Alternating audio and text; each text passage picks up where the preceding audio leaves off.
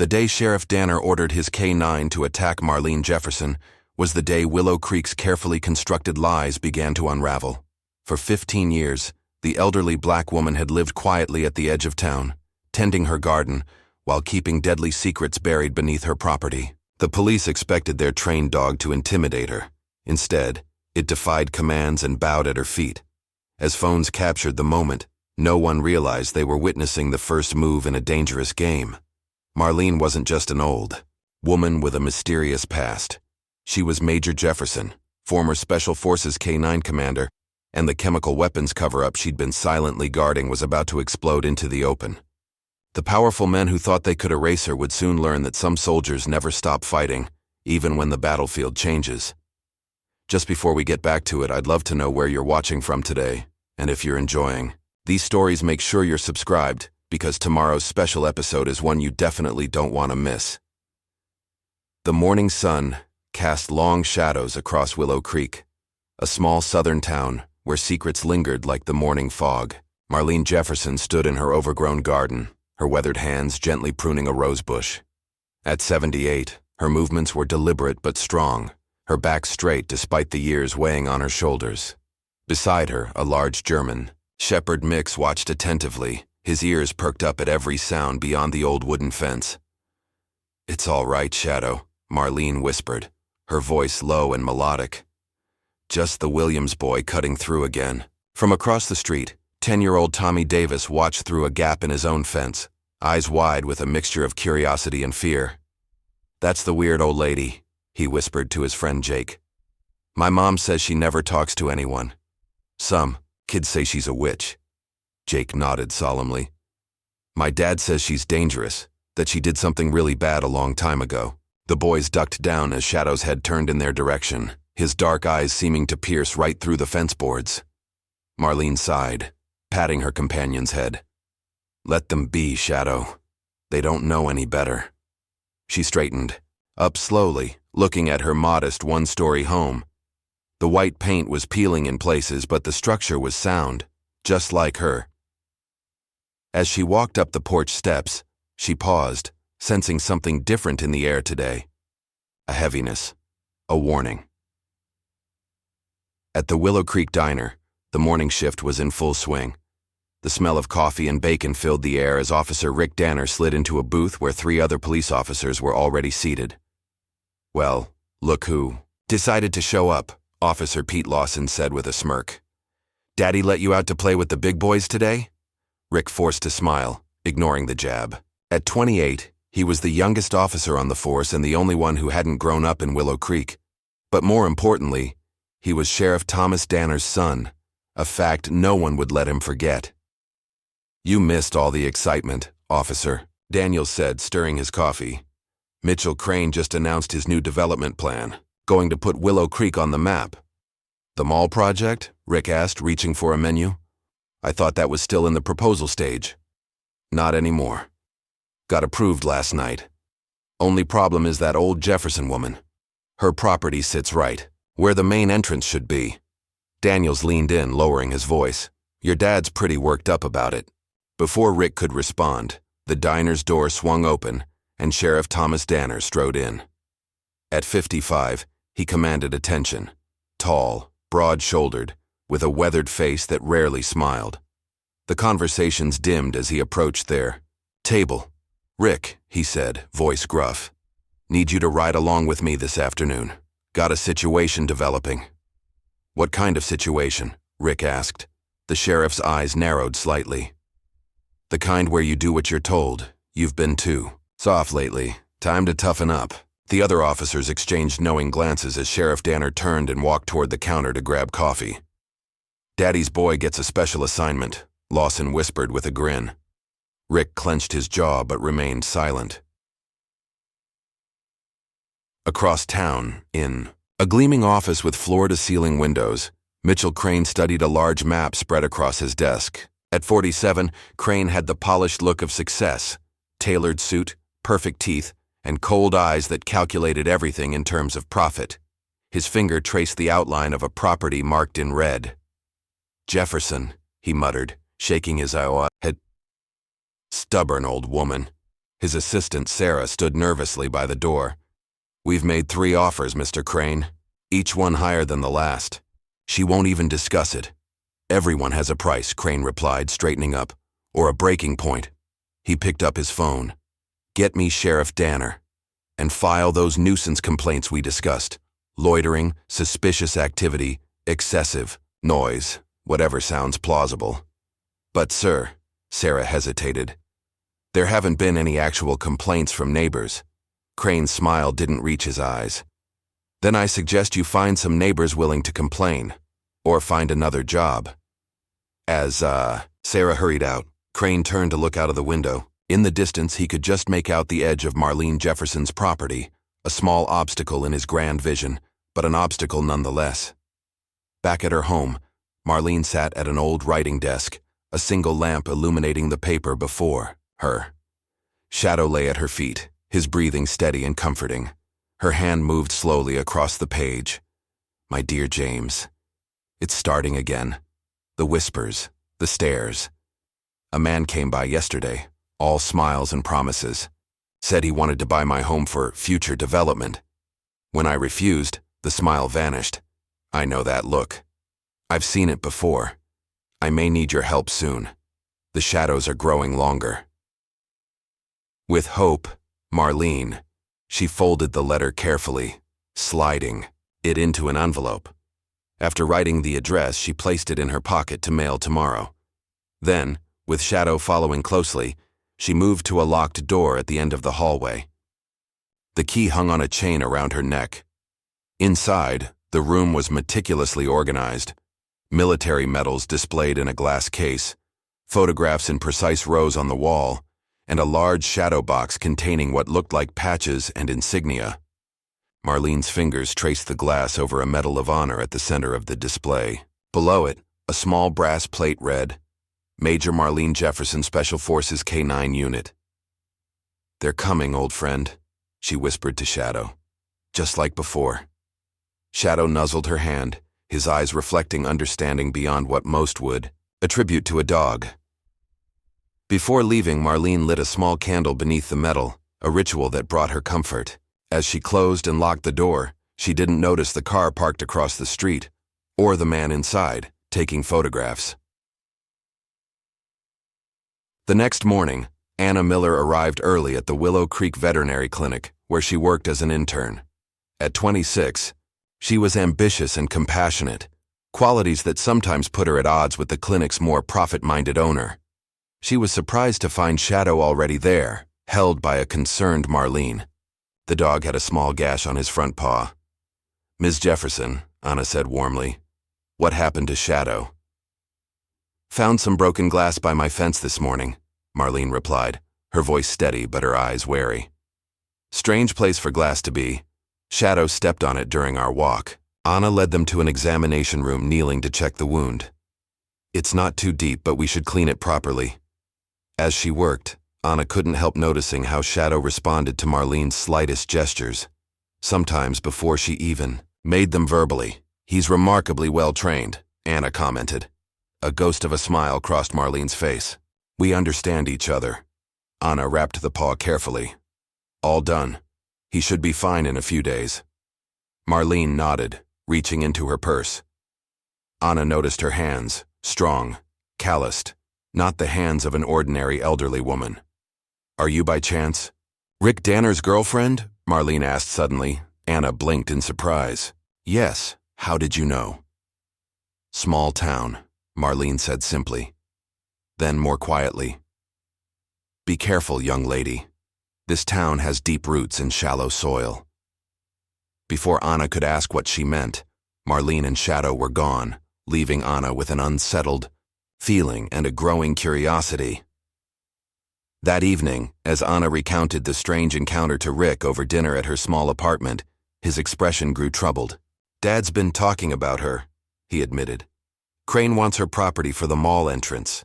Claims she threatened him when he made an offer." Anna frowned. That doesn't sound like her.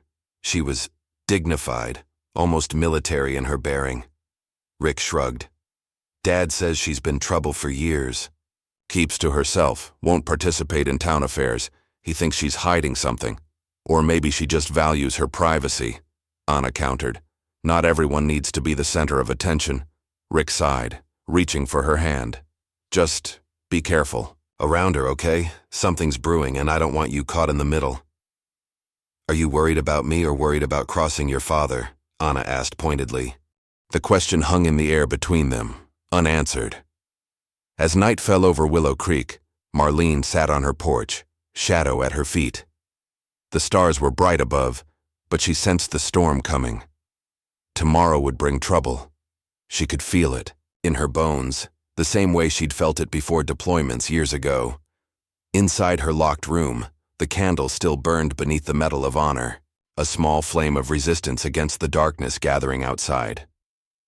The next morning dawned with an unusual stillness over Willow Creek. Marlene Jefferson was in her garden earlier than usual, harvesting herbs before the day's heat set in. Shadow paced restlessly at the edge of the property, his body tense. I know, Marlene murmured. They're coming today. Sure enough, at precisely 10 o'clock, a police cruiser pulled up in front of her house. Sheriff Thomas Danner stepped out, his uniform pressed and badge gleaming in the sunlight. Behind him, looking considerably less comfortable, was his son, Officer Rick Danner. Shadow's growl was low and warning as the two men approached the gate. Marlene placed a calming hand on his head, but didn't silence him. Morning, Ms. Jefferson. Sheriff Danner called out, his voice carrying a false cheerfulness. Mind if we have a word? Marlene straightened up slowly, brushing soil from her hands. What can I do for Willow Creek's finest today? The sheriff pushed the gate open without waiting for an invitation. We've received some complaints from your neighbors. Thought we should check in. Rick followed his father, his eyes taking in the meticulously kept garden, herbs, vegetables, and flowers growing in organized sections. Nothing like the overgrown mess that had been described in the complaint. What sort of complaints? Marlene asked, her voice calm but her eyes sharp. Sheriff.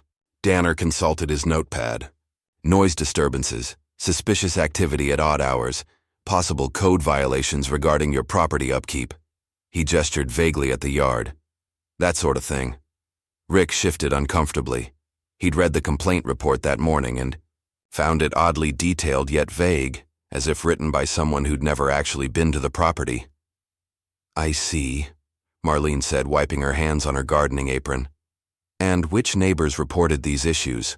That's confidential information, ma'am, the sheriff replied. We're just here to investigate. Shadow moved closer to Marlene, his growl deepening as Sheriff Danner took another step forward. You might want to control your dog, Ms. Jefferson, the sheriff said, his hand moving instinctively toward his holster. Shadow, stay, Marlene commanded, her voice suddenly sharper, more authoritative. The dog stopped growling but remained alert, his eyes fixed on the sheriff. Dad, Rick interjected, I'm not seeing any of the issues mentioned in the report. The yard is well maintained and… Officer Danner, his father cut him off. Why don't you check the perimeter while I continue speaking with Ms. Jefferson? Rick hesitated, then nodded, moving away to walk the property line. As soon as he was out of earshot, the sheriff's demeanor changed. Let's cut to the chase, Jefferson. You know why we're really here. Marlene's expression remained neutral. I believe I do. Mr. Crane sent you. Mitchell Crane is bringing progress to this town, the sheriff said, lowering his voice. Jobs, tax revenue, tourism, but you're standing in the way. My land is not for sale, Marlene replied simply.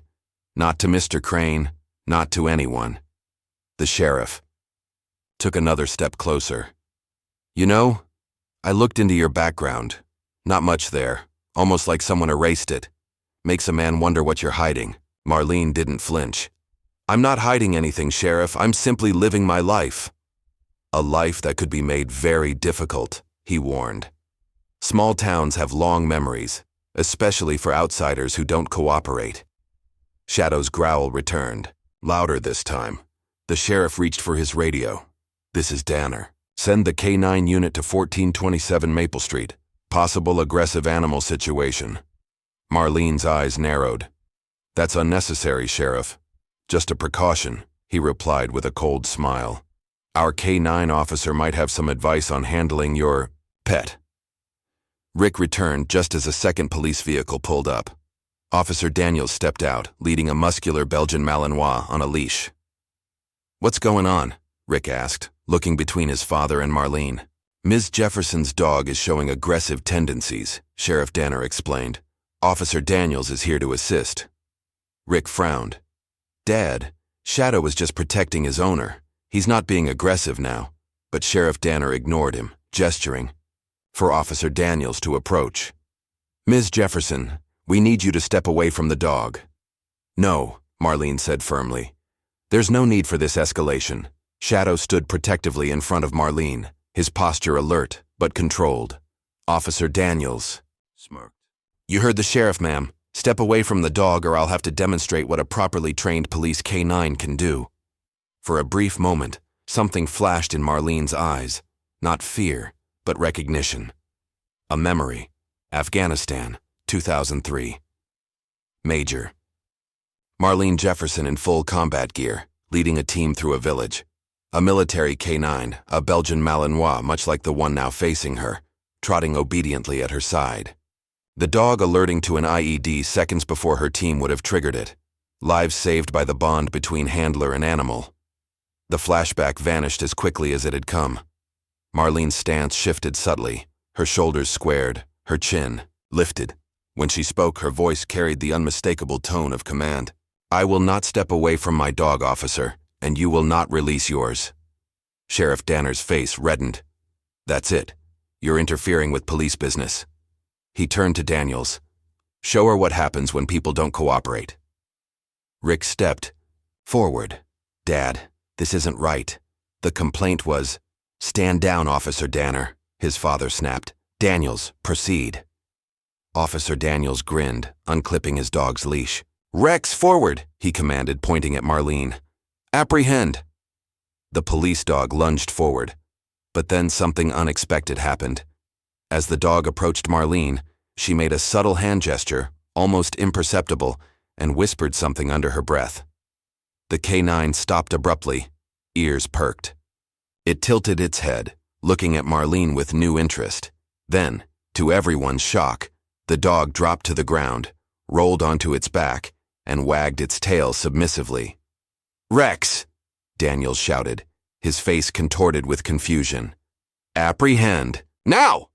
But the dog ignored him, instead crawling forward on its belly toward Marlene, whining softly. "What the hell?" Sheriff Danner muttered, his hand now fully on his weapon. Marlene knelt slowly, extending her hand to the police dog, which licked her fingers respectfully. Shadow remained calm beside her, as if he'd expected nothing less. "That's impossible," Daniels sputtered. "He's never disobeyed a command, unless he received a stronger one," Rick said quietly, watching Marlene with newfound curiosity. Sheriff Danner's face darkened with anger. "That's enough. Marlene Jefferson, you're under arrest for obstruction of justice and interfering with police duties." "On what grounds?" Rick challenged, stepping between his father and Marlene. "Step aside, officer," Sheriff Danner ordered. "That's a direct command from your superior." Rick hesitated, his principles warring with years of conditioning to obey his father. Slowly, reluctantly, he moved aside. Sheriff Danner roughly pulled Marlene's hands behind her back, snapping handcuffs around her wrists. "You have the right to remain silent." As he continued the Miranda rights, Marlene remained dignified, her eyes meeting Rick's with an unspoken message. Shadow growled but stayed in place, seemingly understanding that resistance would only make things worse. "Take care of Shadow," Marlene said to Rick as his father led her to the cruiser. "There's food in the pantry." Officer Daniels was still, trying to regain control of Rex, who continued to ignore his commands, watching Marlene with what looked remarkably like respect.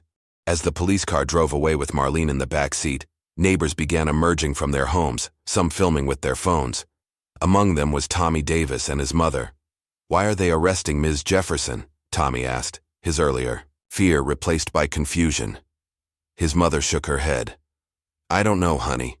She never bothered anyone." "But Dad said she was dangerous," Tommy insisted. "Sometimes," his mother replied softly.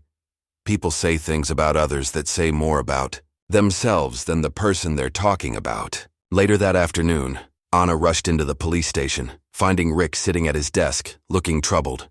"I just heard what happened," she said breathlessly. "Is it true? They arrested Marlene Jefferson because her dog growled at your father?" Rick rubbed his temples. "It's more complicated than that. Dad claims she interfered with police business, influenced the K9 somehow."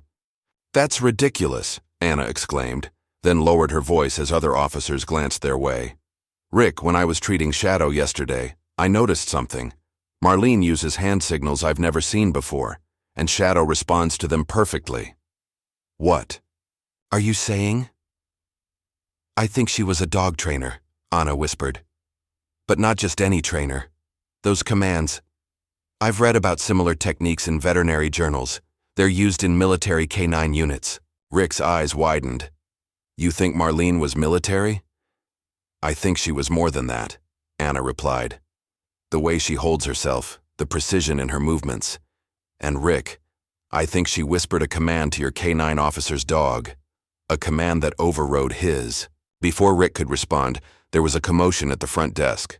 A man in a crisp suit was arguing with the desk sergeant. "I'm here to post bail for Marlene Jefferson," the man was saying, his voice calm but authoritative.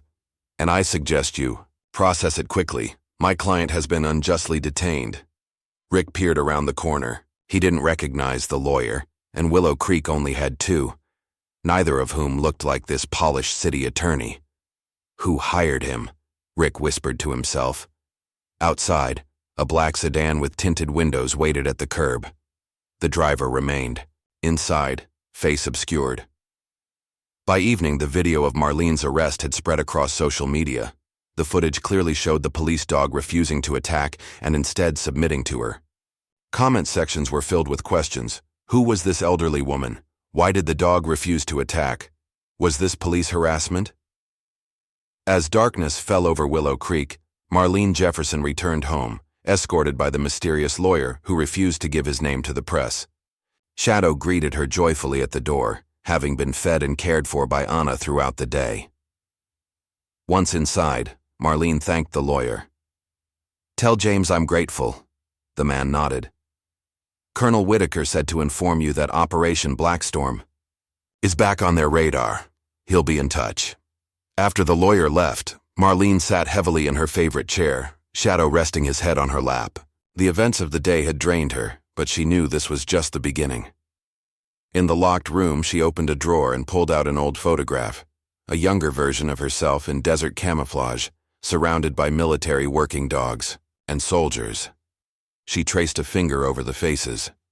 "They thought time would make them forget," she whispered to Shadow.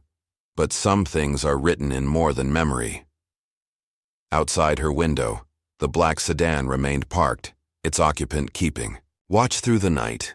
The morning after Marlene's arrest, whispers spread through Willow Creek like wildfire. At the local cafe, patrons huddled over phones, rewatching the viral video of the police dog disobeying commands to attack the elderly woman. "Never seen anything like it," muttered Frank Wilson, the hardware store owner. "That dog just laid down like she was its mama." "Whole thing stinks," replied Doris Baker, wiping down the counter. "Marlene's been here 15 years and never caused trouble. Now suddenly she's a criminal?"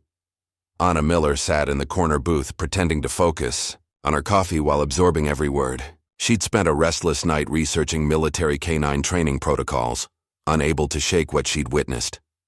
Rick had messaged her that morning, his texts terse. "Dad's on warpath. Be careful. Meeting you at Marlene's at noon." Anna arrived at Marlene's modest house 20 minutes early. To her surprise, Shadow greeted her at the gate without barking, his intelligent eyes seeming to recognize her from the veterinary clinic. Behind him stood Marlene, looking remarkably composed for someone who'd spent part of the previous day in jail. "Ms. Jefferson," Anna called out, approaching cautiously. "I'm Rick's girlfriend." "Anna Miller," Marlene finished for her. "I remember. Come in, child. I've been expecting you." The interior of Marlene's home was neat and sparsely decorated, with the distinct feel of military precision. Photos hung in perfect alignment on walls painted a soft beige.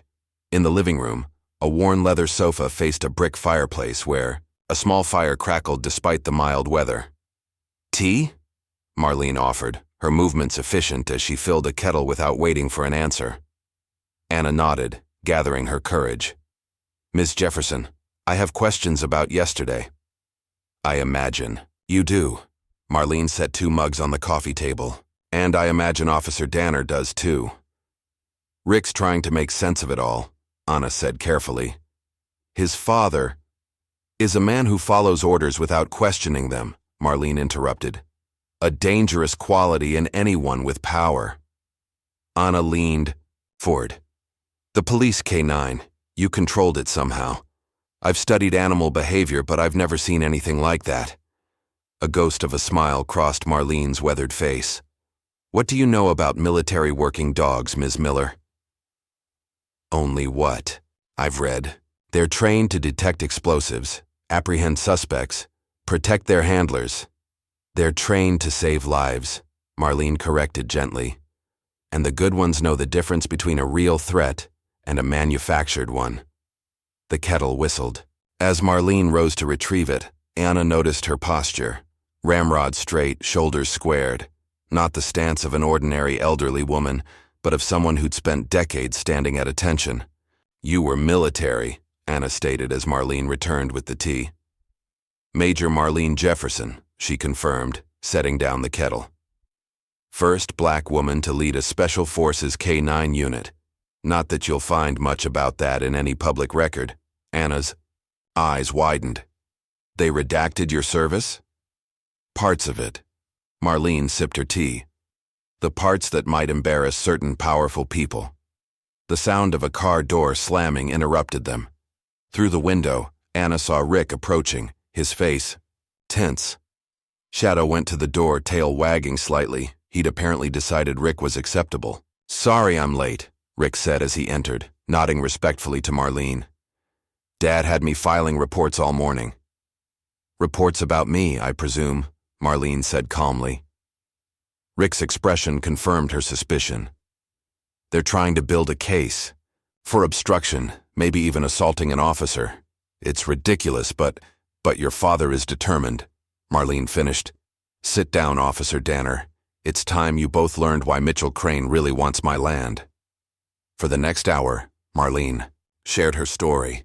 Born in Georgia in 1946, she joined the Army in 1967 against her family's wishes.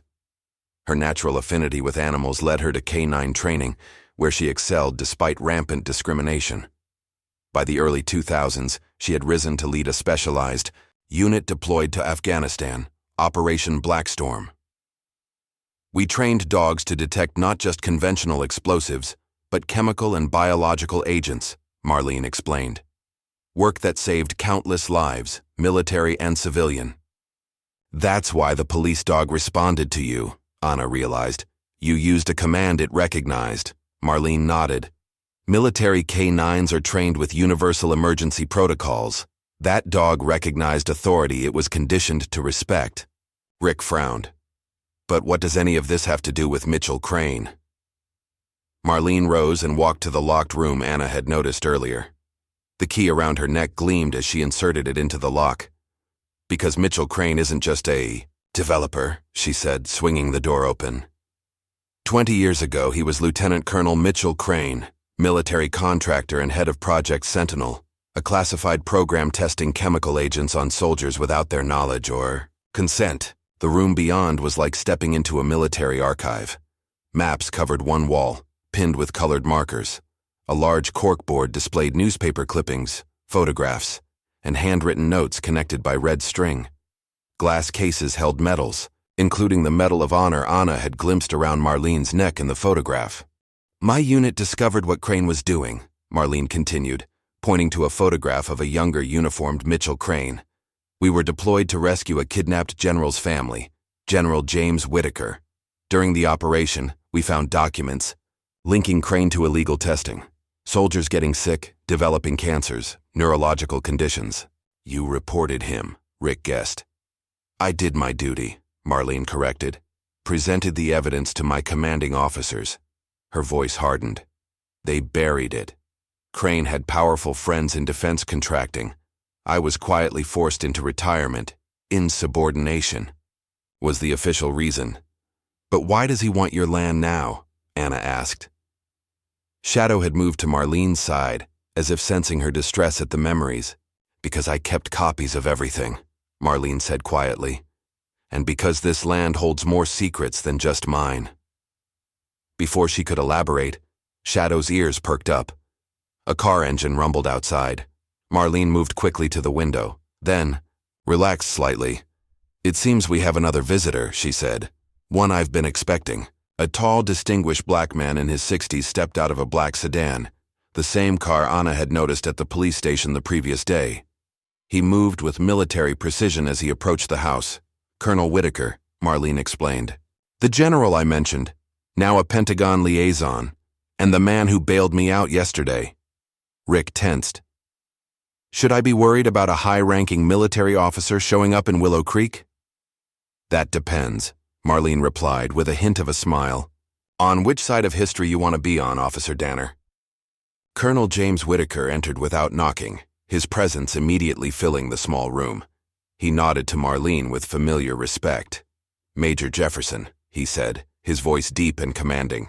Situation's escalated. Crane knows I'm here. These are friends, Marlene indicated Rick and Anna. They've earned the truth. Whitaker assessed them briefly, then continued. Crane's not just after your land for a mall, Marlene. Our sources indicate he's working with a private military contractor, Phoenix Solutions. They believe something is buried on your property. The evidence? Rick asked. More than that, Whitaker replied grimly. Chemical weapons components from Project Sentinel, buried here when the program was officially terminated in 2005. Anna gasped. That's why he's so desperate for this specific property. They're not just trying to take your land, Whitaker told Marlene. They want to erase everything you know. Marlene nodded solemnly. I suspected as much when he first approached. The offer was too high for commercial development. We need to go public, Rick insisted. If what you're saying is true, this is criminal activity at the highest level. With what proof? Whitaker challenged. Most records were destroyed years ago. It would be your word against a decorated former officer who's now a respected businessman. Then, we find proof, Anna said firmly. Ms. Jefferson kept records. There must be other evidence, other witnesses. My old unit, Marlene murmured. Those who survived. As they discussed strategy, Shadow suddenly growled, moving to the window. Outside, a van with Willow Creek cable painted on the side had parked across the street. No one had exited the vehicle. They're watching us, Marlene observed calmly. Have been since yesterday. Whitaker checked his watch. I need to return. To Washington tonight. Marlene, consider coming with me. You'd be safer. She shook her head firmly. I've run once before, James. Not again. This is my home. As Whitaker prepared to leave, he handed Rick a business card with only a phone number. If things escalate, call this, day or night. After the colonel departed, Rick, Anna, and Marlene formed a plan. Rick would discreetly investigate connections between his father, Crane, and any unusual activities.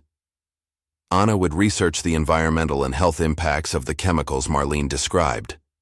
And Marlene would contact former members of her unit, who might be willing to speak out.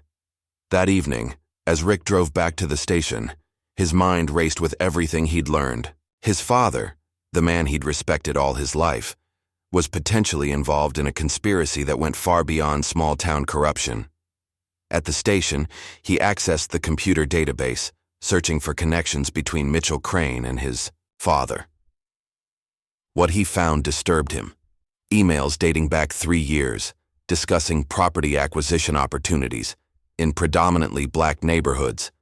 The most recent exchange mentioned Marlene specifically. Jefferson property remains priority. Target, owner uncooperative, suggest alternative measures. Timeline critical before Q3 excavation. Rick downloaded the emails to a flash drive, his hands shaking slightly. As he was about to log off, Officer Daniels appeared behind him. Sheriff's looking for you, Daniels said, his eyes narrowing at the screen. What are you working on so late? Just clearing old reports, Rick lied, closing the window. Tell him I'll be right there. As Rick headed to his father's office, he texted Anna. Found something. Crane planning excavation. Meet tomorrow morning. Meanwhile, Anna was at her apartment, combing through scientific journals for information on chemical weapons testing. Her screen displayed a research paper titled, Long-Term Health Effects of Organophosphate Exposure in Military Personnel, 2000-2010. The author list caught her. The third name was M. Jefferson. She documented it all, Anna whispered to herself, downloading the paper. She tried to warn them. Her phone buzzed with Rick's text. Before she could reply, her screen displayed an incoming email from an unknown sender. The subject line read, simply, Black Storm survivors. The body contained a single line. We've been waiting for someone to ask the right questions.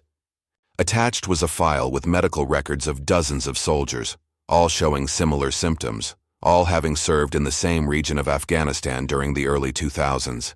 Anna forwarded the email to Rick with a single comment. We're not alone in this. By morning, the quiet investigation had gained momentum. Rick arrived at Marlene's house with a grim expression, flash drive in hand. Crane's been planning this for years, he explained, showing them the emails. And there's more. The mall project was approved with unusual speed, environmental impact studies waived, zoning restrictions modified. Your father's influence? Marlene asked. Rick nodded reluctantly. His signature is on everything. Anna shared her discoveries. Marlene, your research paper from 2012. It details exactly what happened to your unit, and I received anonymous medical records confirming the pattern of exposure. The survivors reaching out, Marlene said softly. Brave souls. Their planning was interrupted by Shadow's alert bark. Through the window, they saw Mitchell Crane himself approaching the house, flanked by two men in suits. Right on schedule, Marlene commented, surprisingly calm. The direct approach when intimidation fails. Should I call Whitaker? Rick asked, reaching for his phone. Not yet, Marlene replied. Let's hear what Crane has to say first. The doorbell rang. Shadow positioned himself protectively beside Marlene as she opened the door. Ms. Jefferson, Crane greeted with a practiced smile that didn't reach his eyes. I thought it was time we spoke directly, without intermediaries. Mitchell, Marlene replied coldly. Or do you prefer Lieutenant Colonel still? His smile faltered slightly. May we come in? What I have to say is better discussed privately. Whatever you have to say can be said here, Marlene stated firmly. In front of witnesses. Crane's eyes flickered to Rick and Anna, hardening when he recognized the sheriff's son. Officer Danner, interesting company you're keeping. Does your father know you're here? I'm off duty, Rick replied evenly, and concerned about harassment of a citizen in our community.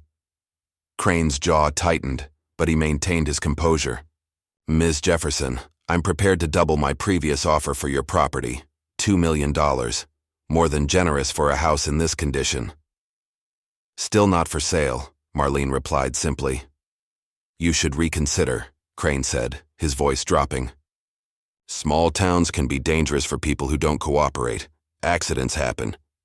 Is that a threat? Rick stepped forward, hand instinctively moving toward where his service weapon would normally be. Simply an observation, Crane replied smoothly. Ms. Jefferson is elderly, lives alone. Concerns for her safety are natural. I've survived worse than you, Mitchell, Marlene said quietly. Much worse. Something dangerous flashed in Crane's eyes. You always were stubborn, Major, but this isn't Afghanistan. No one's coming to save you here.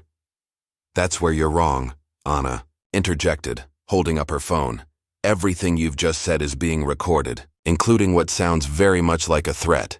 Crane's composure cracked. You have no idea what you're involving yourselves in. This goes beyond a piece of property. We know exactly what this is about, Marlene replied. Project Sentinel. The chemical testing. The buried evidence. The color drained from Crane's face. For a moment, Naked panic replaced his practiced confidence. "You're delusional," he recovered quickly. "The ramblings of an old woman with dementia. No one will believe you." "Perhaps not," Marlene agreed. "But they might believe the documentation I've kept, or the survivors who are starting to speak out, or the chemical analysis of soil samples my young friend here has been collecting." Anna hadn't been collecting soil samples, but she maintained a poker face at Marlene's bluff. Crane backed toward the door. "You've made a serious mistake today. All of you." His eyes locked with Marlene's. "Some secrets should stay buried, Major, for everyone's safety." After Crane and his men departed, Rick exhaled sharply. "He's rattled. That means he's dangerous." "He always was," Marlene said grimly. "Now we need to move quickly. He'll escalate. After this." "What soil samples were you talking about?" Anna asked. "A bluff," Marlene admitted. "But not a bad idea. If there are chemical weapons components buried on my property, there might be trace evidence in the soil." Rick nodded thoughtfully. "We need to document everything. Build a case that's too solid to ignore or bury. And we need to find a journalist we can trust," Anna added. "Someone who won't back down under pressure." "I might know someone," Rick said. "Layla Morales. We were at the academy together before she left for journalism school. She works for the Atlanta Tribune now, specializes in government corruption stories." As they solidified their plans, Shadow suddenly raised his head, ears perked. A low growl rumbled in his chest. "What is it, boy?" Marlene asked, moving to the window. Outside, several unmarked vans had parked down the street. Men in workmen's clothing were unloading equipment, but their movements were too precise, too coordinated for ordinary laborers. "He's not waiting," Marlene observed. "Those are private security, military contractors. I recognize the formation." "We need to get you out of here," Rick insisted. "No," Marlene said firmly. "If I leave, he wins. There's something else we can do." She turned to Anna. "You mentioned soil samples. If we're going to prove what's buried here, we need evidence." "The root cellar," Rick suggested. "If they buried something on your property years ago, that's where they'd access it." Marlene nodded. "Follow me." The root cellar entrance was concealed behind a garden shed at the far edge of Marlene's property.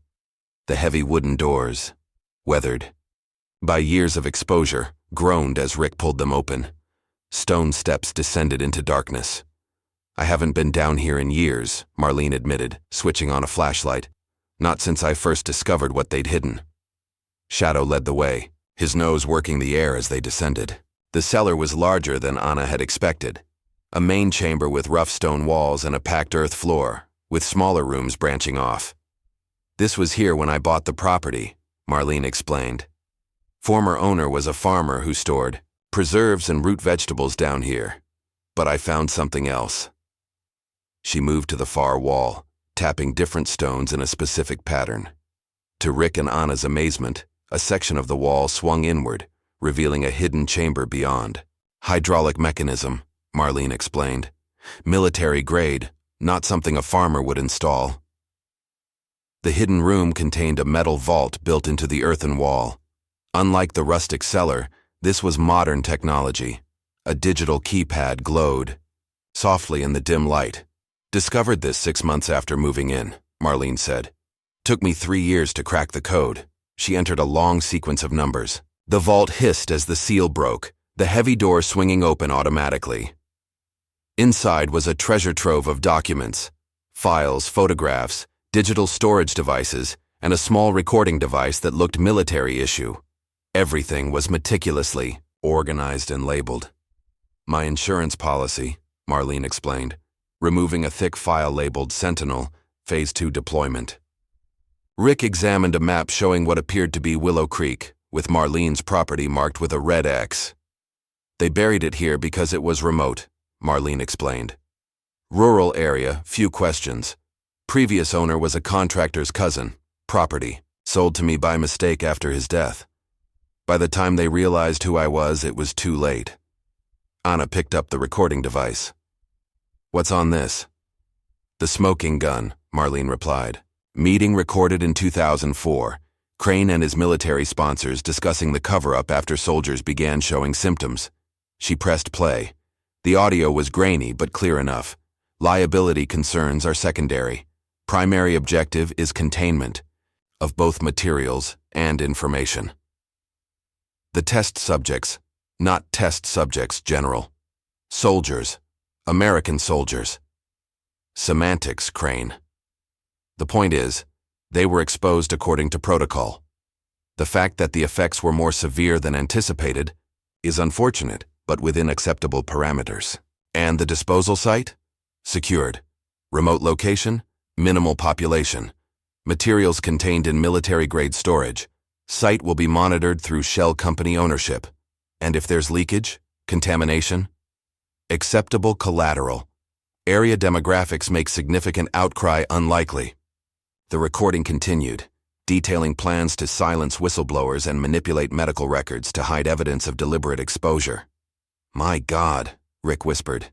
They knowingly poisoned soldiers and were prepared to poison an entire town. If necessary, Marlene added grimly. A predominantly black town that they deemed expendable. Anna was already copying files to her phone. We need to get this to Layla immediately. This is massive. Chemical weapons testing, cover-up, conspiracy at the highest levels. Not just Layla, Rick said. Colonel Whitaker needs to see this too, and we need to secure the original evidence. As they worked, Shadow suddenly tensed, growling toward the cellar entrance. Someone's coming, Marlene whispered, quickly shutting the vault. Back out, quietly. They slipped out of the hidden room, Marlene carefully sealing the entrance. They'd barely concealed themselves behind stacked storage crates when footsteps sounded on the cellar stairs. Two men in work clothes descended, carrying equipment that looked more like military gear than construction tools. Perimeters secured, one said into a radio. Beginning preliminary assessment. Roger that, came the reply, a voice they recognized as Mitchell Crane's. Find the access point. We move everything tonight. The men began methodically examining the walls, using what appeared to be ground-penetrating radar. They're looking for the vault, Anna whispered. Rick assessed their options. The only exit was past the men. He made a quick decision, pulling out. His phone and dialing, suddenly his ringtone blared loudly. The men spun around, reaching for weapons concealed under their jackets. Police!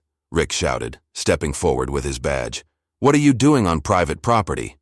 The men hesitated, clearly not expecting law enforcement. Utility inspection, one attempted. Gas line assessment. Without notice to the homeowner? Without proper city vehicles? Rick challenged. Identification, both of you. Now. Anna and Marlene emerged from hiding, Shadow staying protectively close to Marlene. Officer Danner, one man said, recognizing him. Your father cleared this operation. My father doesn't authorize trespassing, Rick replied firmly. Call him if you want, but you're leaving now. The men exchanged glances, then reluctantly headed for the stairs. This isn't over, one muttered as they departed. Once alone, Rick turned to Marlene and Anna. We need to move fast. They'll be back with reinforcements and probably a warrant. I'll send everything to Layla now, Anna said, fingers flying over her phone. But we should keep the originals safe somewhere else. I know someone who can help, Marlene said. Louise Ramirez, Sergeant Lou. She served in my unit, lost her leg saving my life during a mission gone wrong. She lives off the grid about 30 miles from here. Crane doesn't know about her. Can we trust her? Rick asked. With my life, Marlene replied without hesitation. She's been hiding from them as long as I have. They carefully packed the most. Critical evidence, the recording, key documents proving the chemical testing and maps of the burial site. As they emerged from the cellar, they saw the workers conferring with new arrivals, men in suits who had the unmistakable bearing of federal agents. Not real feds, Marlene whispered. Phoenix Solutions, private military contractors. Cranes, people. We need to split up, Rick decided. They'll be watching all of us now. I'll take Shadow and the evidence to Lou, Marlene said. They'll expect me to run, but not where I'm actually going. I'll create a distraction, Rick offered. Make it look like we're leaving with the evidence. draw them away from you. And I'll get everything to Layla, Anna added. Digital copies, our testimonies, everything we've learned. As they quickly finalized their plan, Marlene paused, placing a hand on Rick's arm. Your father will have to answer for his part in this, Rick finished grimly. No matter what that means for me. Marlene nodded, a newfound respect in her eyes. Your badge says, protect and serve. Today, you honor that oath. They separated at the back of the property. Rick and Anna headed visibly toward his car, carrying decoy folders, while Marlene and Shadow slipped away through a neighbor's yard toward a pre-arranged meeting point where Lou would pick them up. Expected, the men followed Rick and Anna, allowing Marlene to escape unnoticed. As Rick drove away, he watched in the rearview mirror as 2 black SUVs pulled out to follow them. Phase 1 worked, he told Anna. Now for the hard part, staying alive long enough to make this public. Anna clutched her phone, containing copies of everything they'd found. I've already uploaded everything to a secure cloud server. Even if they get my phone, the evidence is safe. As they drove toward Atlanta, where Layla was based, Rick's phone rang. The caller ID showed Dad. He hesitated, then answered on speaker. What the hell do you think you're doing? Sheriff Danner demanded without preamble. Interfering with a federal operation, threatening contractors. They're not federal, Dad, Rick interrupted. They're private military contractors working for Crane, and they're trespassing on private property without a warrant. You don't understand what's at stake here, Rick. His father's voice lowered. This is bigger than some old woman's property. Rights. I know exactly what's at stake, Rick replied coldly.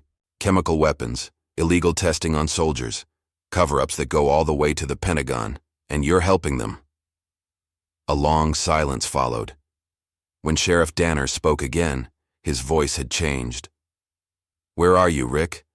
We need to talk, in person. This isn't what you think. It's exactly what I think, Rick replied. And it ends today. He ended the call, exchanging a grim look with Anna. He'll track your phone, she warned. I'm counting on it, Rick replied, turning onto a side road. We need them following us, not looking for Marlene. Meanwhile, Marlene and Shadow had reached the rendezvous point, an abandoned gas station on the outskirts of town.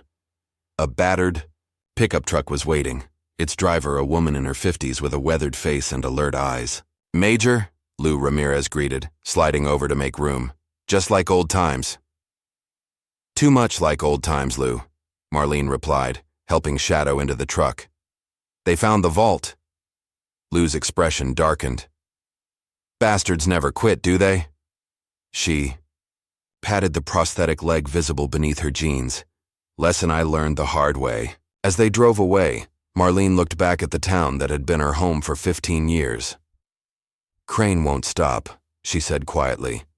Not until he recovers what's buried or destroys us all trying. Then we make sure the whole world knows what. He did, Lou replied, determination in her voice. No more shadows, no more silence. Shadow rested his head on Marlene's lap as the truck sped down the highway, carrying secrets that had been buried far too long. The early morning sun cast long shadows as Colonel James Whitaker strode purposefully through the federal courthouse in Atlanta. After receiving Anna's frantic call the previous evening, he had flown in overnight, pulling every string in his considerable network.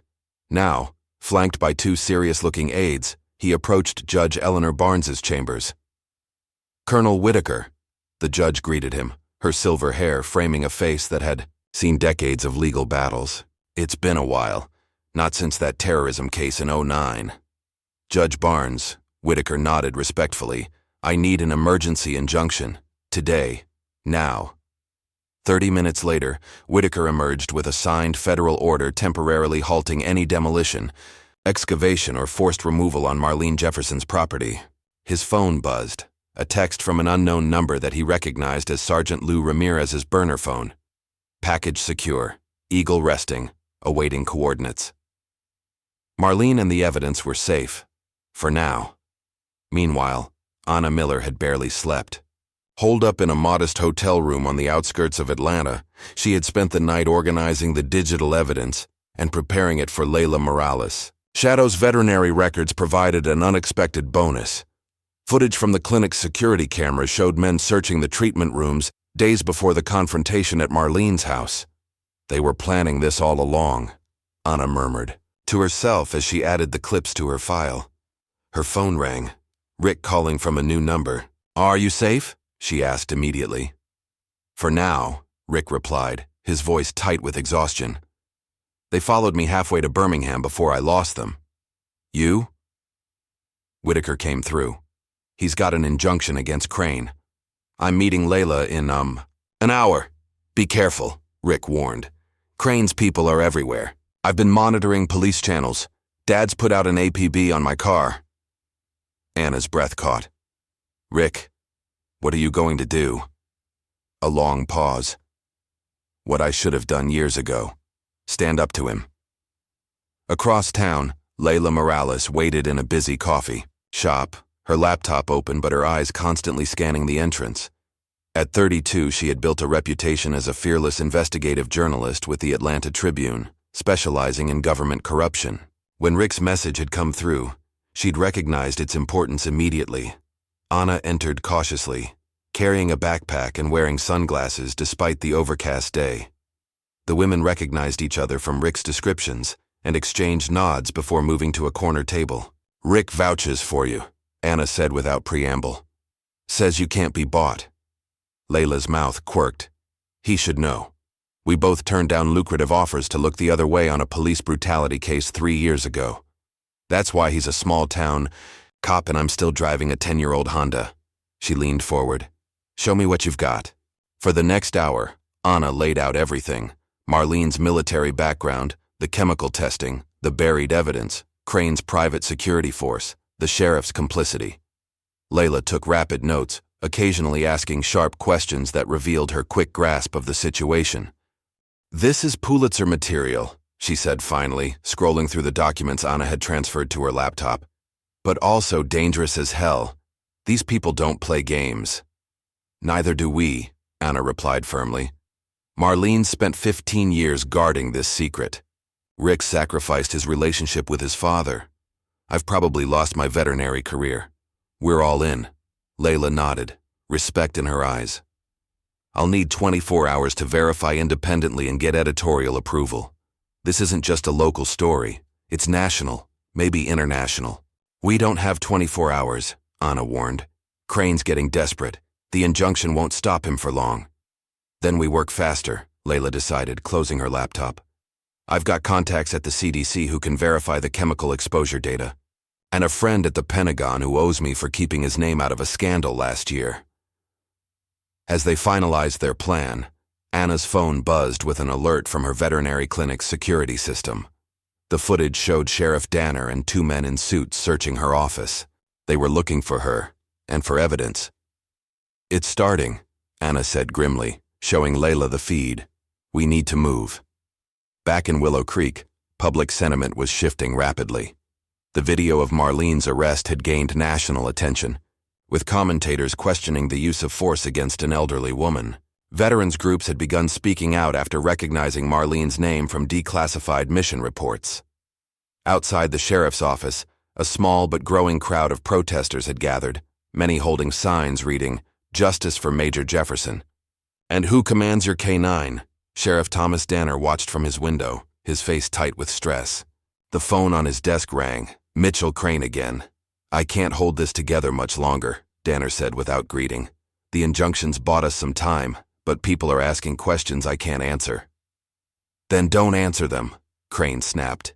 "Stick to the script. Jefferson is mentally unstable, making false accusations. Your son is confused, manipulated by her." "My son has evidence, Mitchell. Real evidence." A long pause. "What kind of evidence?" "I don't know exactly. But he said something about chemical weapons, illegal testing. Said it goes all the way to the Pentagon." Crane's voice turned cold. "Handle your son, Thomas. Whatever it takes. We're too close to let this fall apart now." After hanging up, Sheriff Danner stared at the photo on his desk, himself and Rick at his son's police academy graduation. With a heavy sigh, he opened his drawer and removed a small recorder, pressing the button to create a new audio file. "My name is Sheriff Thomas Danner," he began, his voice weary. "And this is my confession. At Lou Ramirez's cabin, hidden deep, in the Georgia woods, Marlene sat on the porch with Shadow at her feet. Despite the peaceful setting, her military instincts remained on high alert. She watched as Lou emerged from the tree line, completing another perimeter check. "All clear," Lou reported, easing into a chair beside Marlene. The former sergeant moved, with surprising grace despite her prosthetic leg, years of adaptation evident in her fluid movements. "No one followed us." "They'll find us eventually," Marlene said quietly. "Crane won't stop." Lou nodded, her weathered face solemn. "I've contacted the others, Jackson, Rivera, Thompson, all the survivors from our unit who can still travel. They're coming." "You shouldn't have risked it," Marlene protested. "Wasn't my call," Lou replied with a half-smile. "Once they heard you were finally fighting back, wild horses couldn't stop them. We've been waiting 15 years for this, Major."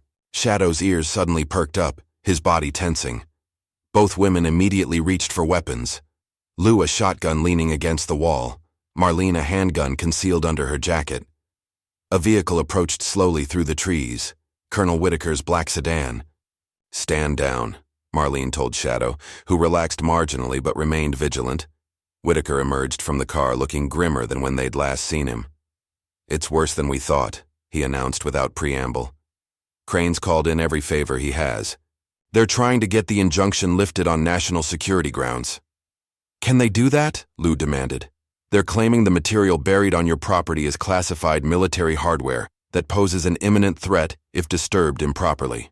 Whitaker handed Marlene a document. "They've got a federal judge in Washington reviewing it now." Marlene scanned the paper, her expression darkening. "They're using our own evidence against us. The chemical weapons buried there become the reason they need to seize the property." "There's more," Whitaker continued. "I accessed Crane's private server through a contact at the Pentagon. Found this." He passed Marlene a tablet displaying what appeared to be technical schematics. "That's not just chemical weapon components," Lou said, looking over Marlene's shoulder. "That's a delivery system. They weren't just storing the materials. They were building something," Marlene finished. "Something they never wanted found." Meanwhile, in Atlanta, Layla Morales was moving with the efficiency of a seasoned journalist on the brink of a career-defining story. With Anna's help, she had verified key elements of Marlene's account through independent sources. CDC contacts confirmed that unusual clusters of rare cancers and neurological disorders had been documented among veterans of certain classified operations. A Pentagon whistleblower corroborated the existence of Project Sentinel, though official records remained sealed. Now, sitting in her editor's office, Layla made her case. "This isn't just another corruption story, Jim. This is systematic abuse of power, endangering civilians, betrayal of our troops." Jim Sanders, the Tribune's executive editor, held up a hand. "I believe you, Layla. The evidence is compelling. But Crane has already called our publisher directly, threatened lawsuits that would bankrupt the paper." "Let him try," Layla challenged. "Truth is an absolute defense against libel. It's not just lawsuits. There have been other threats." Sanders looked uncomfortable. His people suggested that running this story could be seen as compromising national security. Layla leaned forward. "That's how you know we're onto something big, Jim. They're scared." After a tense silence, Sanders nodded. "Green light. But we do this by the book. Every fact triple-checked, every source verified, and we go digital first. Too risky to wait for print." Layla's phone buzzed. A text from Anna. "They found my apartment. Trashed it, moving to backup location." The noose was tightening. As evening fell, Rick Danner sat in his parked car outside the Willow Creek police station, gathering his courage. He had driven straight through from Birmingham, avoiding main roads, and switching vehicles twice with help from old academy friends. Now, watching officers come and go from the building where he'd worked his entire career, he felt a strange calm settle over him. His phone rang. Anna. Layla got approval, she told him. "Story goes live at midnight. Are you sure about this next part?" "No choice," Rick replied. Dad has to answer for his role, and I need to get those falsified reports before they disappear. Be careful, Anna pleaded. Whitaker says Crane's people are getting desperate. That makes two of us, Rick said softly. I love you, Anna. Before she could respond, he ended the call and stepped out of the car. Taking a deep breath, he walked straight through the front door of the station. The desk sergeant's eyes widened. Rick, your dad's been looking everywhere for you. I know, Rick replied calmly. That's why I'm here. Sheriff Danner was on the phone when Rick entered his office without knocking. Seeing his son, the sheriff froze, then quickly ended his call. Where the hell have you been? He demanded, rising from his chair. I've had APBs out for 2 days. I know that too, Rick said, closing the door behind him. Just like I know about your arrangement with Mitchell Crane, the falsified complaints against Marlene Jefferson, the buried chemical weapons. Sheriff Danner's face paled. You don't understand what you're talking about. I understand perfectly, Rick countered. I've seen the evidence, all of it. The recording of Crane discussing using soldiers as test subjects, the emails between you two planning to seize Marlene's property, the environmental impact reports you helped suppress. It's complicated, Rick. No, it's actually very simple, Rick interrupted. You betrayed your oath. You helped cover up crimes against American soldiers, against your own community. The sheriff sank back into his chair, suddenly looking older. I didn't know what was buried there. Not at first. Crane just said it was a development opportunity. By the time you realized, you were already involved, Rick finished. So you doubled down. To Rick's surprise, his father nodded. I've made a full confession, he said, sliding a flash drive across the desk. Everything I know about Crane, the development, all of it. I recorded it this morning. Rick stared at the drive, then at his father. Why? Because you were right, Sheriff Danner said simply. And because whatever else I am, I'm still your father. I won't let Crane make you collateral damage in this. Before Rick could respond, the station's lights suddenly went out. Emergency generators kicked in seconds later, bathing the room in dim red light. That's not a power failure, Sheriff Danner said, reaching for his weapon. That's... The window behind him shattered as the night erupted in chaos. The attack came with military precision. Simultaneous power cuts throughout Willow Creek, communications jammed, and strategic points secured within minutes. At Marlene's property, black-clad figures with advanced tactical gear swarmed the perimeter, bypassing the police tape marking the federal injunction zone. Breaching team in position, a voice reported through encrypted channels. No sign of the target or the evidence. Mitchell Crane, monitoring from a command vehicle parked 2 blocks away, slammed his fist on the console. She has to have hidden it somewhere on the property. Find it. As his men ransacked Marlene's home, Crane's phone rang, a secure line from Washington. Please tell me you've contained the situation, said a terse voice that carried the unmistakable tone of Pentagon authority. Working on it, Crane replied. Minor complications. Minor doesn't describe what I'm hearing, the voice snapped. An Atlanta newspaper is about to run a story connecting Project Sentinel to unauthorized chemical weapons testing. Veterans are speaking out, and Colonel Whitaker, a decorated war hero, is publicly supporting their claims. I'll handle Whitaker, Crane promised. And the evidence won't see daylight. You have my word. Your word lost its value when you lost control of this operation, the voice replied coldly. Clean it up, Crane, or we'll send someone who can. The line went dead, leaving Crane seething. 15 years of careful planning unraveling because of one stubborn old woman and her dog. Unbeknownst to Crane, Lou Ramirez had installed hidden cameras throughout Marlene's property years earlier, a precaution that now gave them eyes on the operation. In Lou's cabin, Marlene, Whitaker, and 3 newly arrived veterans from their old unit watched the feeds on multiple screens. Standard search pattern, observed Carlos Rivera, a former staff sergeant now walking with a cane due to neurological damage from chemical exposure. They're looking for the vault. Let them look, Marlene said calmly. The real evidence is already out. Not all of it, Thomas Jackson added. At 55, the former medic still carried himself with military bearing despite the tremor in his hands, another legacy of Project Sentinel. The delivery system specs Whitaker found change everything. They weren't just testing chemicals, they were weaponizing them for deployment in civilian areas. Whitaker's phone buzzed with an alert. It's happening. Sheriff's Station is under attack. Rick Danner was inside when they hit.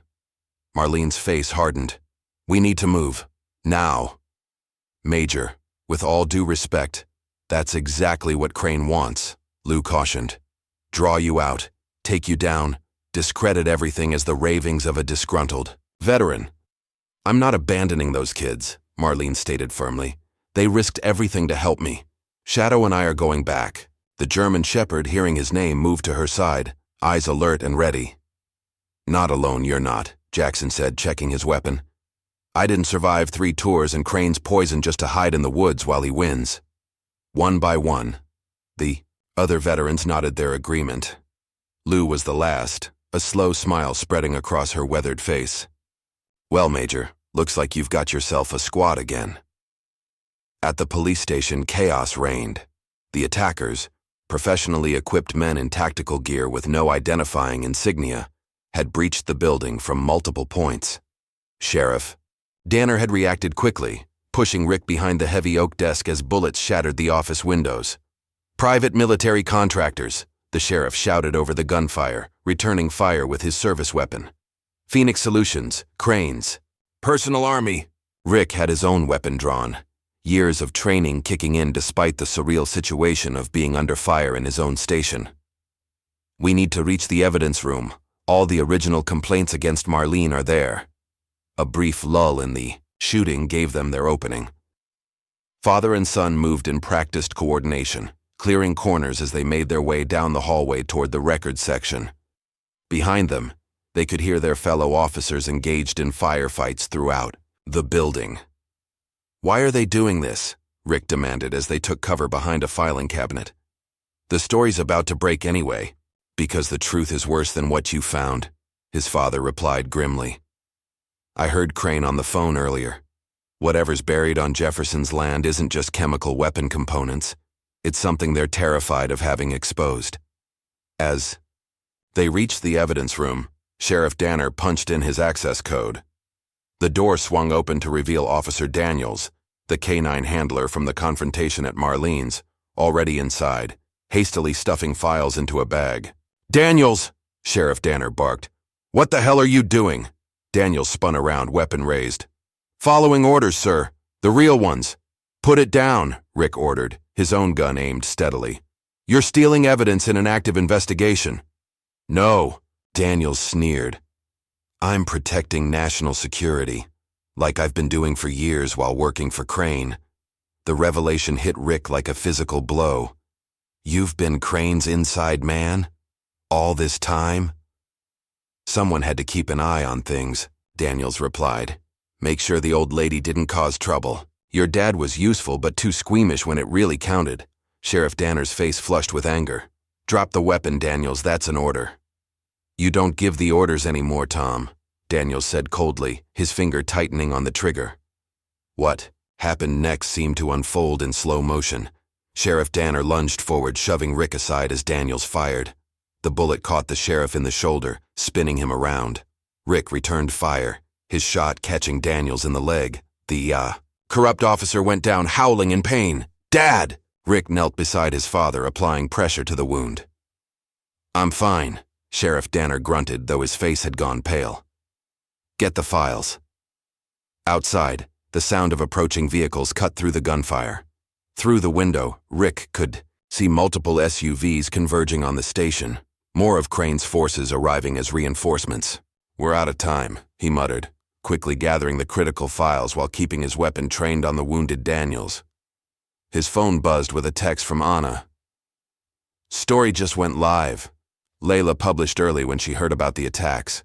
It's all out there now. A small victory, but they were still trapped. Suddenly, a new sound cut through the chaos. Police sirens coming from multiple directions. And not just any sirens. State troopers, Sheriff Danner said, a hint of hope in his voice. And those deeper tones. FBI. Whitaker had come through again, Rick realized. The colonel had enough clout to bring in federal reinforcements, but Crane's men weren't retreating. If anything, the gunfire intensified as they made a desperate push to complete their mission before the authorities arrived in force. "We need to hold this position," Rick told his father, helping him into a more defensible corner of the room. "Help is coming." A new voice came over the police radio. Marlene Jefferson.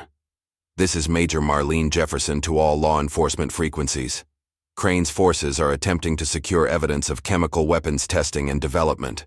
Be advised, these men are armed and operating under private contract, not government authority. I repeat, they are not legitimate federal agents."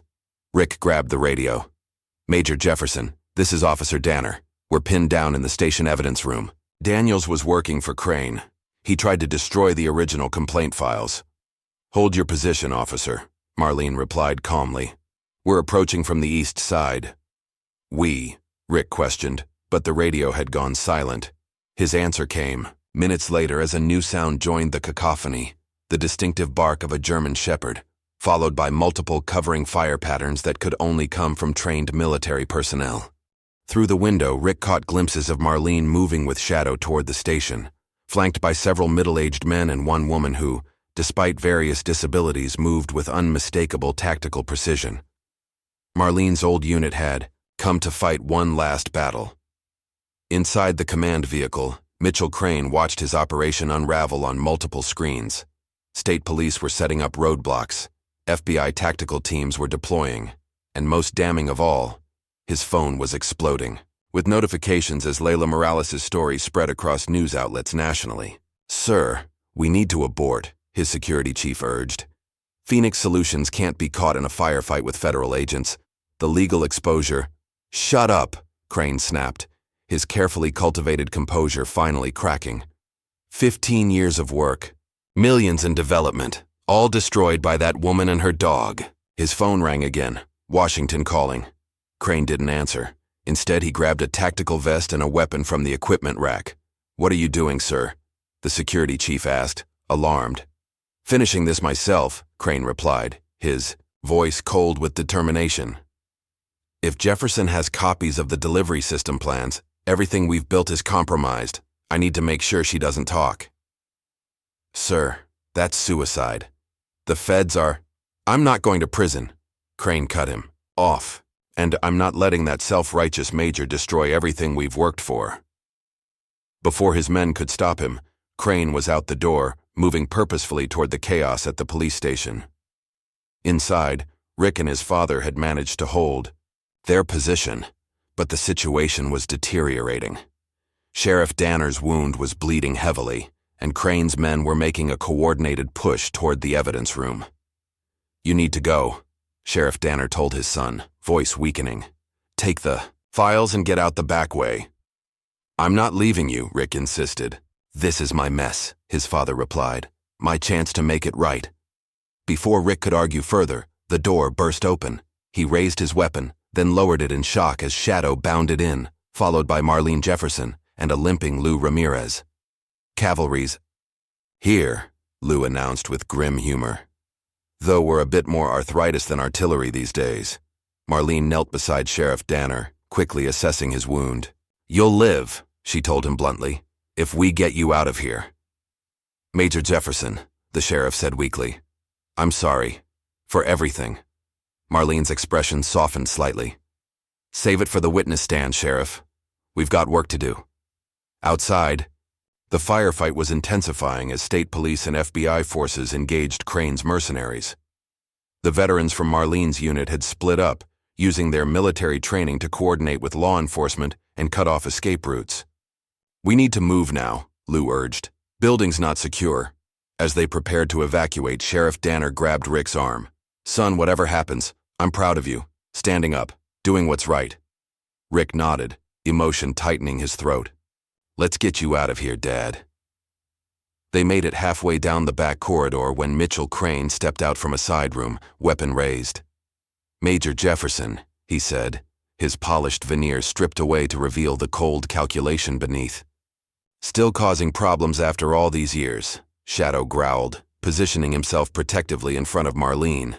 It's over, Crane, Marlene replied calmly. The story's out. The FBI's here. Your private army is being rounded up as we speak. Nothing's over until I say it is, Crane snarled, his aim unwavering. You have no idea what you've done, what you've exposed. This went beyond weapons testing. We were developing systems to protect American cities from chemical attacks. By poisoning American soldiers? Lou challenged. By burying experimental weapons in civilian communities? Acceptable losses, Crane replied coldly. For the greater good. There's nothing good about what you did, Marlene said. And I think deep down, you know that.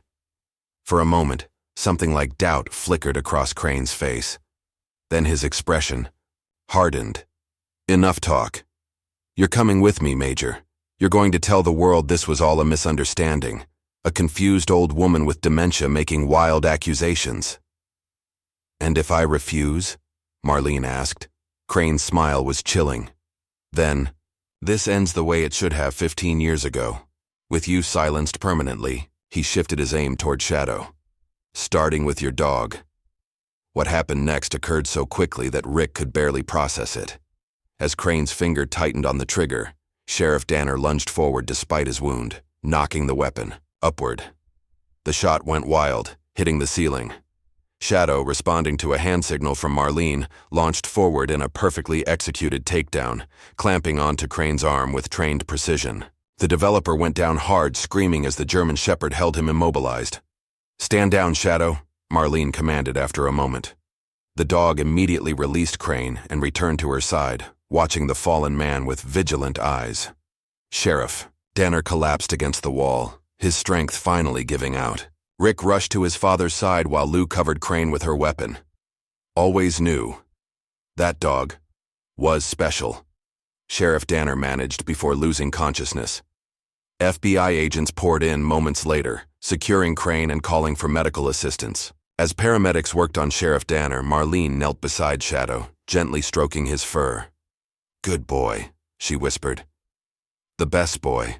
Outside, dawn was breaking over Willow Creek. The long night was over, but the real battle, for justice, for truth, for accountability, was just beginning. 3 months after the night that changed Willow Creek forever, the Atlanta federal courthouse buzzed with tension. Camera crews lined the steps outside, while inside the largest courtroom was filled to capacity. The trial of Mitchell Crane had become a national spectacle, drawing attention from veterans groups, civil rights organizations, and government watchdogs alike. Marlene Jefferson sat in the front row, her posture military straight despite her 78 years. Shadow rested at her feet, a special exemption granted by the judge after learning of his service history. Beside them sat Anna Miller, her hand intertwined with Rick Danner's. Across the aisle, Lou Ramirez and the surviving members of Operation Blackstorm filled an entire row, their presence a silent testament to years of suffering and silence. All rise, the bailiff called as Judge Eleanor Barnes entered, her silver hair gleaming under the courtroom lights. The prosecution table was led by a no-nonsense federal attorney named Sarah Reynolds, hand-selected by the Justice Department, after the scope of Crane's crimes became apparent. Opposing her sat Crane's defense team, 5 high-priced lawyers from a prestigious Washington firm, their expressions confident despite the mountain of evidence against their client. Mitchell, Crane himself looked diminished in his tailored suit, the arrogance drained from his face after months in federal custody. His eyes darted occasionally toward Marlene, a mixture of hatred and fear evident in his gaze. The prosecution calls Major Marlene Jefferson, Attorney Reynolds announced. A hushed anticipation fell over the courtroom as Marlene rose, giving Shadow a gentle command to stay. She walked to the witness stand with dignity, swearing her oath with the clear voice of someone accustomed to speaking truth to power. Major Jefferson, Reynolds began, please tell the court about your military service and your involvement with Operation Blackstorm. For the next hour, Marlene detailed her distinguished career. From her groundbreaking role as the first black woman to lead a Special Forces K-9 unit through her deployments in combat zones around the world. She explained how Operation Blackstorm had been created to rescue hostages and detect chemical and biological threats using specially trained dogs. And when did you first become aware of Project Sentinel? Reynolds asked. Marlene's expression grew somber. During a rescue operation in Afghanistan, 2004. We were extracting General James Whitaker's family from captivity when we discovered documents in a hidden compartment. They detailed unauthorized chemical testing on American soldiers, specifically my unit and others operating in the region.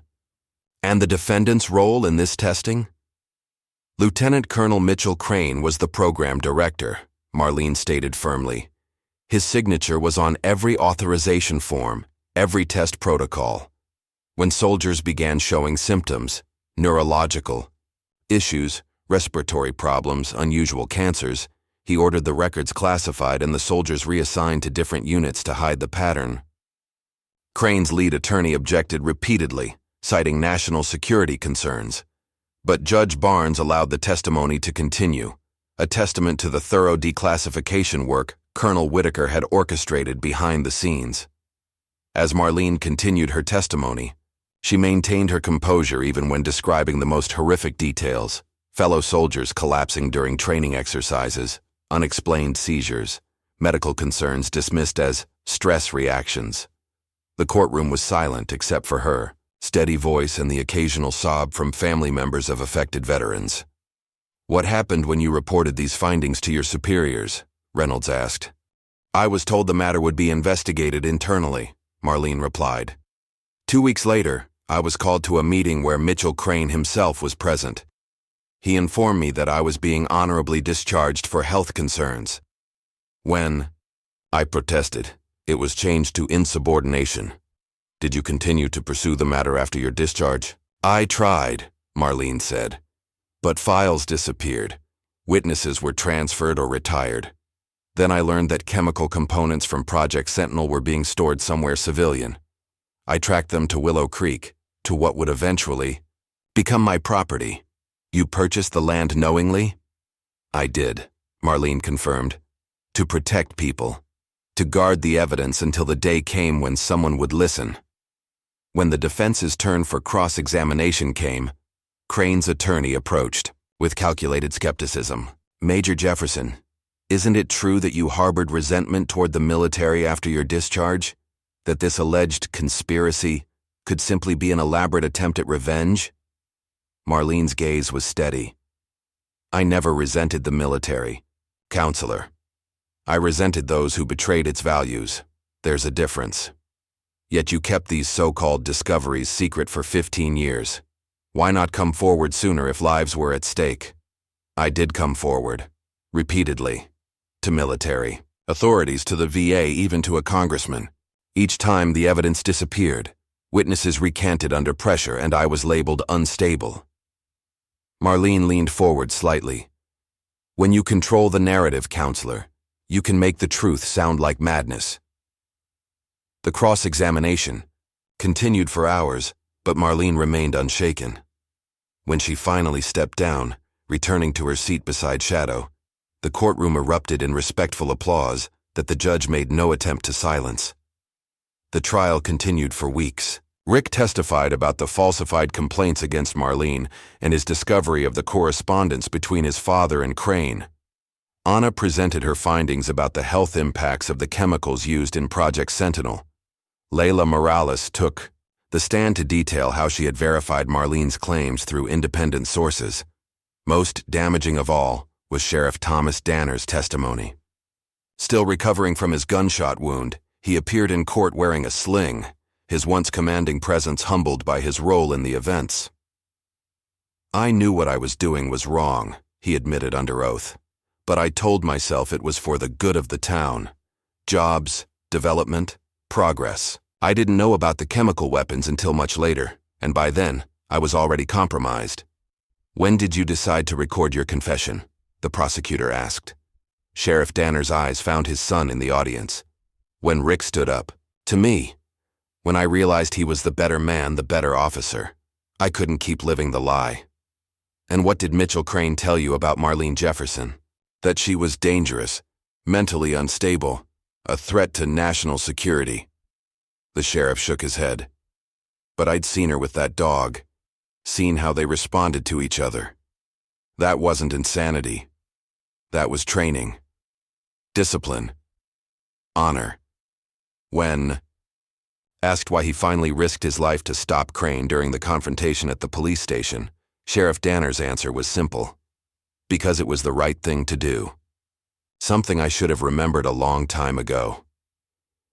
As the trial neared its conclusion, an unexpected moment captivated the nation. The judge granted a special request for Shadow to be brought to the center of the courtroom. A K9 handling expert demonstrated how the dog responded to Marlene's commands, the same commands that had caused the police dog to stand down months earlier. These are universal emergency override protocols, the expert explained, developed for military K9s to prevent friendly fire incidents.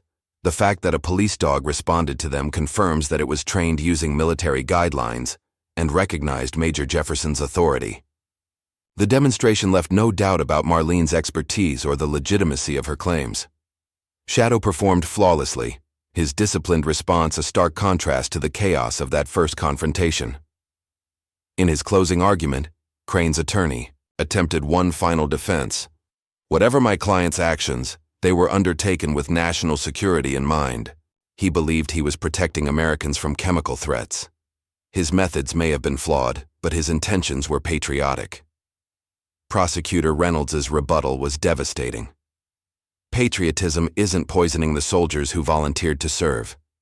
It isn't burying chemical weapons in a civilian community, and it certainly isn't silencing those brave enough to stand against such abuses.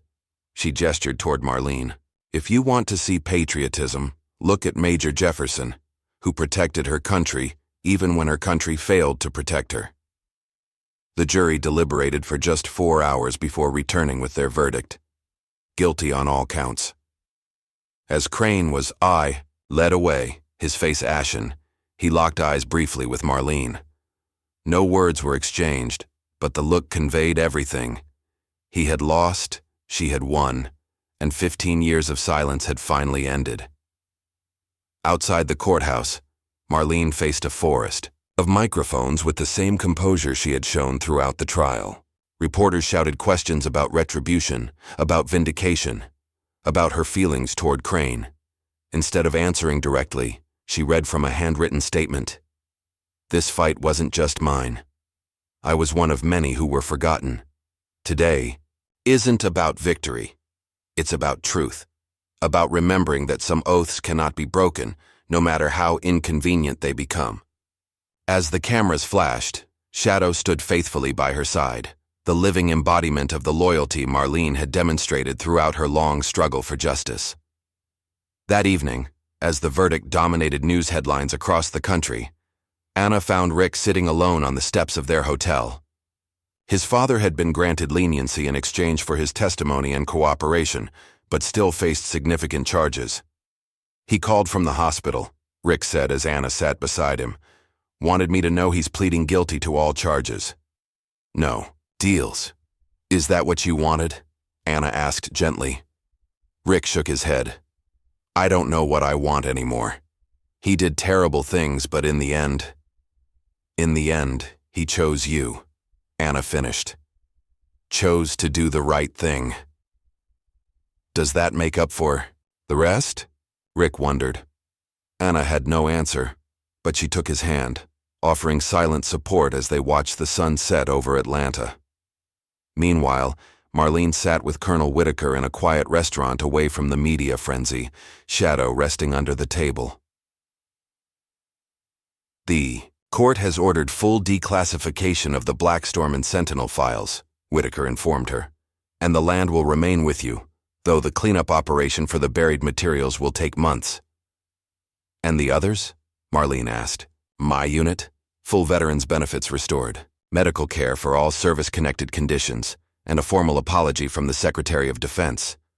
Whitaker smiled slightly. It's not enough, but it's a start. Marlene nodded, gazing out the window at the city lights. 15 years, James. Sometimes I thought this day would never come. You never gave up, he replied simply. That's what makes you who you are. As they spoke, Lou Ramirez and the other veterans from their unit entered, joining them at the large corner table. No words were needed. The bonds forged in combat and strengthened through years of shared struggle spoke volumes. They were finally Visible again, no longer shadows of a classified past. 1 year later, Willow Creek had transformed. Where Marlene's modest house once stood, a memorial park now spread across several acres, dedicated to the veterans of Operation Blackstorm and other whistleblowers who had risked everything to expose injustice. The chemical weapons had been safely removed by an elite military environmental team, the soil remediated, and the land repurposed as a place of healing rather than secrets. A simple granite monument at the center bore the names of those who had served in Marlene's unit, both those who had survived to see justice and those who had not. Marlene herself had moved to a comfortable new home at the edge of the park, where she could look out at the monument from her porch. At 79, she remained active in veterans advocacy, though she preferred to work behind the scenes, letting younger voices take the spotlight. On this particular morning, she sat on her porch swing, shadow beside her, watching as a school bus pulled up at the park entrance. Children poured out, supervised by teachers who led them toward the memorial.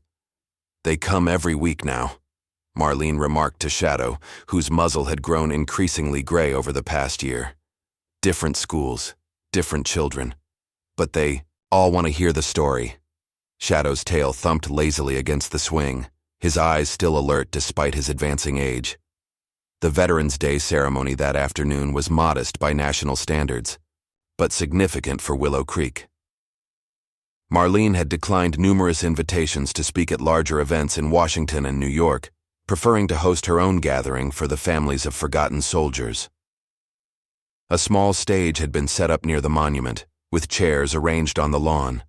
Lou Ramirez, now running a sanctuary for disabled veterans and service animals on the outskirts of town, coordinated the event with military efficiency.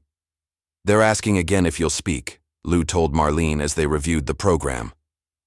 Marlene shook her head. "No speeches, just the reading of the names."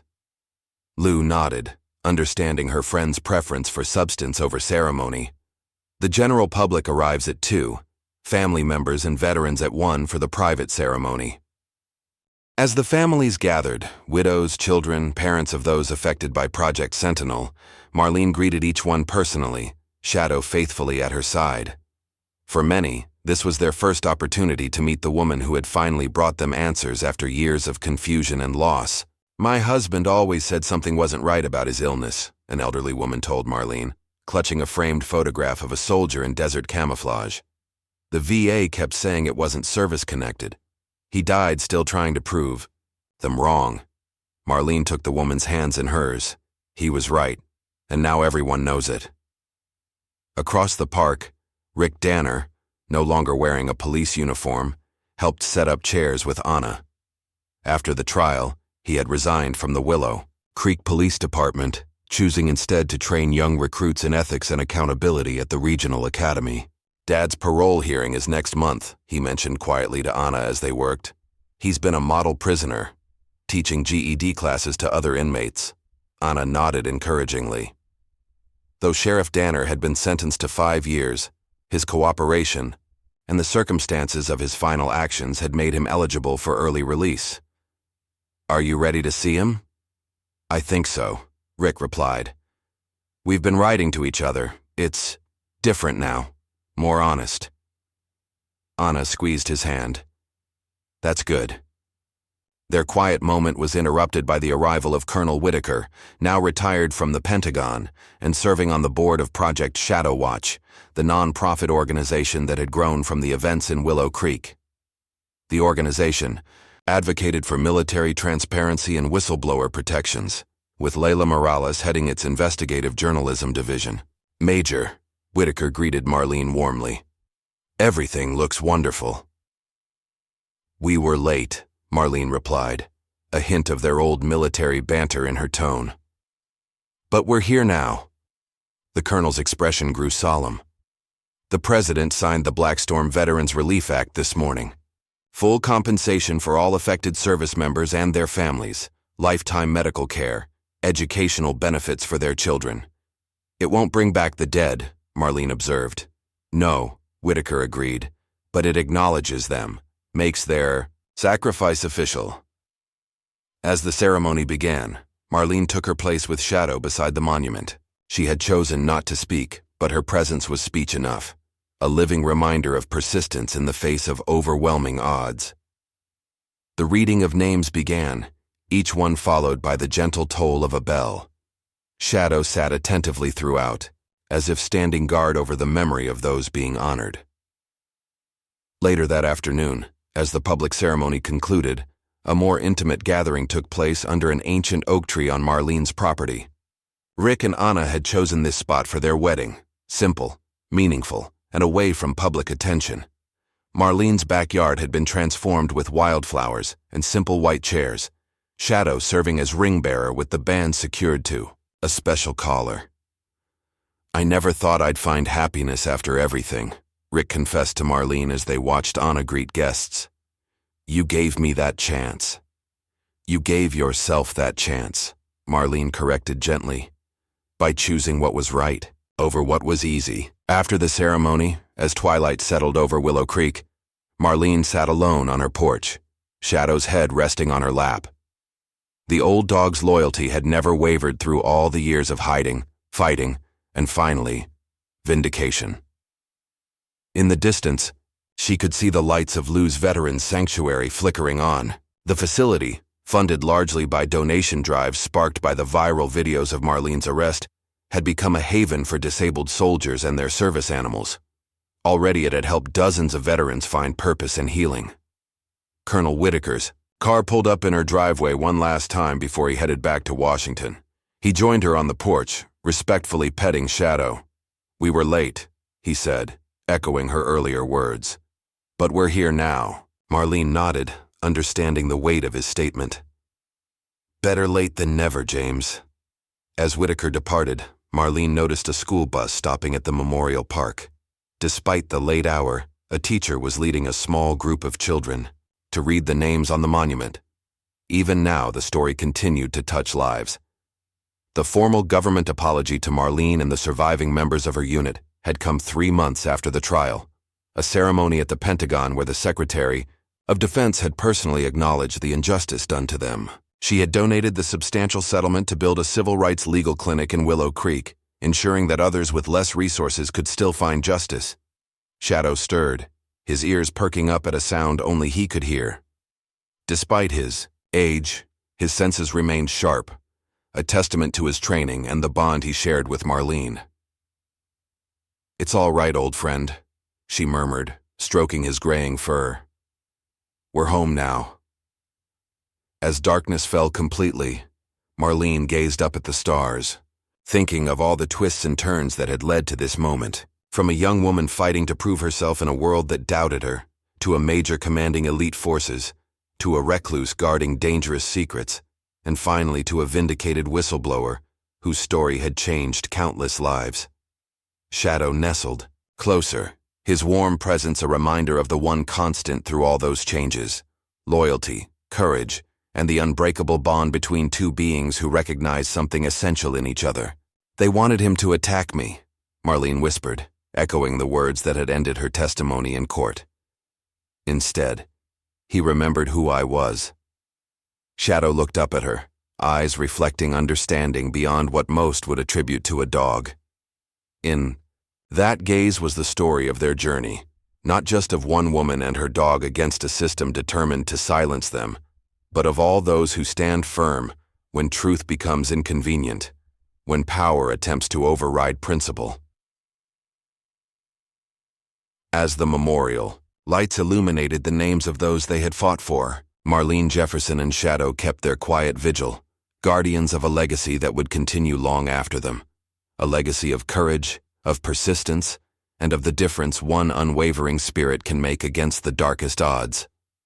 What would you risk to stand against corruption when the system itself is designed to silence you? If Marlene's story of courage touched your heart, like, subscribe, and share to support more powerful narratives of everyday heroes who refuse to back down.